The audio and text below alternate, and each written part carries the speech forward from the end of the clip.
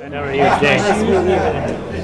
All right, forgive me for looming over you, but we don't have a microphone, so this is all I got.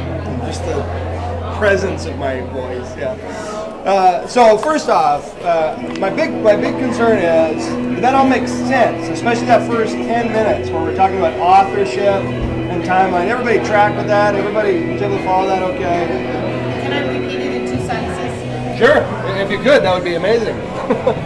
Basically what you're telling us, not to use it as historical in the sense that word for word this is what it is, but it's a story that's been retold and retold over time that's still God-based, that tells us how it was created, but not necessarily how some people have believed timelines to be. Yeah, I don't know that we would say necessarily that it's a story that's been retold. When, a couple hundred years ago, everybody thought that Moses wrote all of Genesis and all of the Pentateuch, and most Bibles and Bible help books that you get at the Christian bookstore, when you open them up, it'll tell you that Moses wrote it, but it won't say quite that. It'll say like traditionally Moses or commonly thought to be Moses, because they don't want to go into all this stuff because it's so complicated, right? But when we thought Moses wrote it, like prior to say 1600, then we thought it was oral history that had been repeated and finally copied down.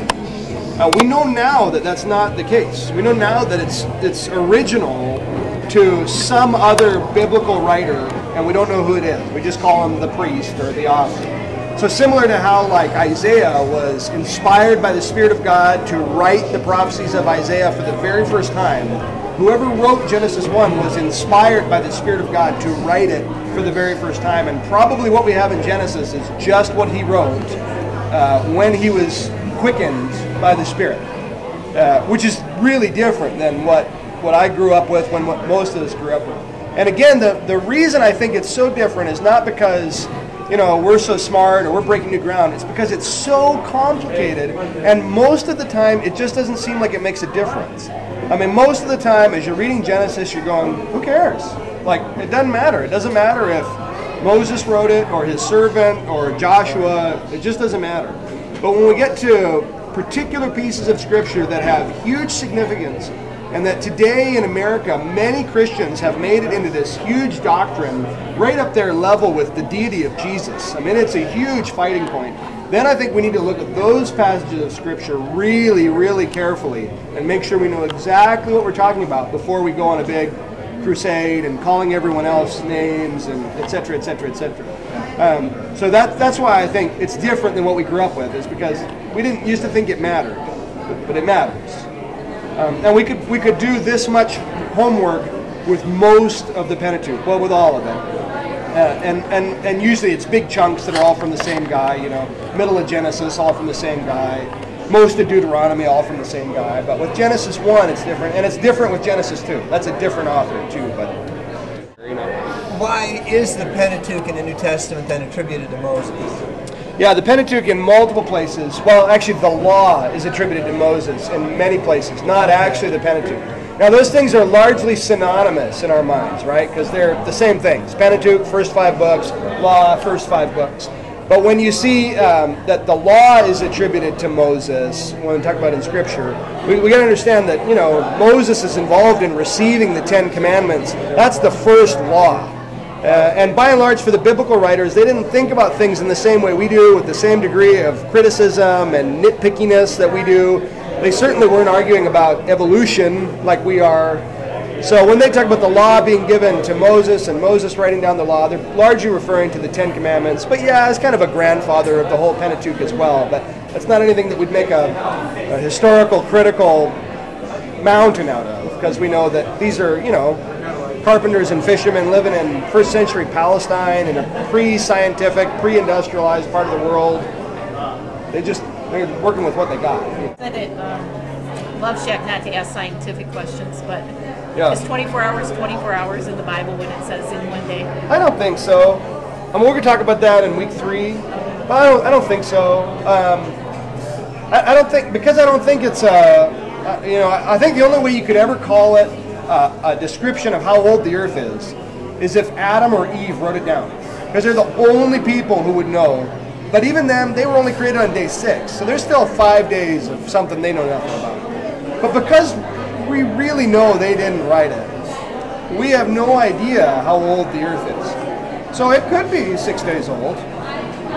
It could be, or 6,000 years, or created in 6 days. It could be 6 minutes old. He's God. He can do whatever he wants. He could have made everything 20 seconds ago and created us with memory and perception and history, like billions and billions of years. And I don't see any reason in the Bible to discount that. And I think a lot of people do see a conflict between the age of the earth in Scripture and the age of the earth in science. And in large part, one of the reasons we're doing these first 3 weeks of this series, because we were just going to do 3 weeks and talk about the Imago Dei, but one of the reasons we're doing these first 3 weeks is because we recognize there's a big conflict here in the minds of many people that we just don't think is biblically credible.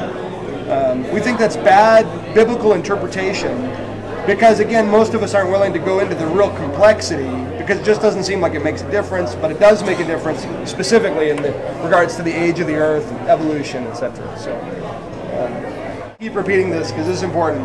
Yes, God created the world. We believe firmly that God created the world. However it happened, whether he created the Big Bang or whatever, we believe him. He is the creator. Dave, you mentioned that we humans are made in God's image. And I struggle with people who are mentally and physically challenged. Right. So, are they made in the image of yes. God? And what does that look like? Yeah. Again, we're going to talk about that in depth. Probably, I think it's week 4 or something like that.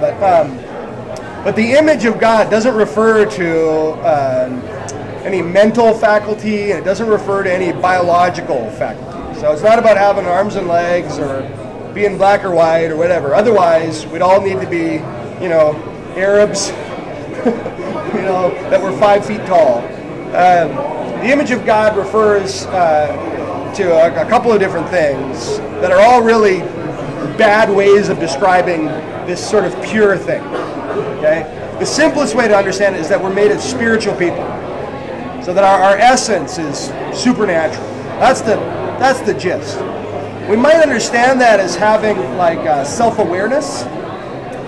Like animals, for example, aren't self-aware. An animal never reflects. An animal never gets depressed. They're not like that. People are like that. In the case of the mentally ill, there's varying degrees of self-awareness, and who knows really how deep that goes or how well that goes, but we understand that they're people, their essence is spiritual, it's supernatural, they've got that gift of self-awareness. And then the other way we might understand it is a gift of relationship. That God extends himself to people in a different way than he extends himself to animals. So certainly if he's God of the downtrodden, God of the lonely, God of the sick, God of the poor, God of the tired, God of the demon-possessed, then he's also God of the schizophrenic or the God of the insomniac. He's their God too, and extending himself to them. Such that we want to be careful that we don't put any condition of spirituality solely on the person. It's God making us that, not us kind of just being that. To help? yes. Yeah.